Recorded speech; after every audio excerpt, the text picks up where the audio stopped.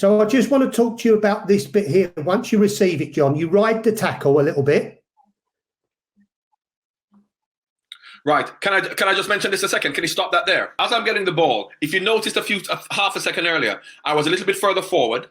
And what I did is I actually came square to receive the ball square. Now, as much as that looks at something very simple, what normally would have happened is the reason why I came off into that position. I don't know if we can get back into that a second. Now, before I got the ball, why I actually did that is because as much as I want the ball there, what I actually did is you see the defender now coming to me. If he didn't pass the ball to me, you could now see Stuart Pearce, before he passed to me, because I pulled that defender off there, he could have played the ball into the striker. So I'm creating space for the ball to be played forward. Now, what would have happened was if that defender who's marking me had come off to mark me tighter, Stuart would have played it into the striker. And because he didn't come off to mark me tighter, he wanted to stop the ball into the striker. That gave me room to receive the ball.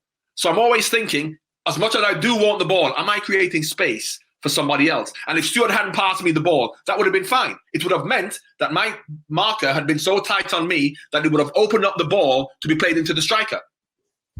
So as much as we're talking about it now, but this is happening split second at 100 miles an hour.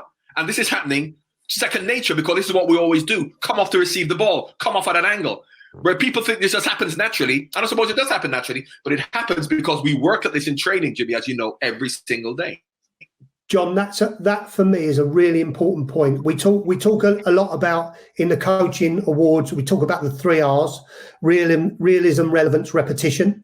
And the last one there, repetition. And obviously, you know, been at the same club as you, played with you, been around you. We both know that that's what you did day in, day out. I'm sure Paul did the same at Arsenal under the coaches that he worked with. Now, what you've explained there, John, is absolute brilliance. And for me, that's really important that the coaches who will watch this video and look at it, take that into consideration about movement in their practices. So when they're designing practices, they allow for that. They allow for that John Barnes movement to come. Okay, you've received it in this case, but if not, can it go into the centre forward? Then what does John Barnes do after that?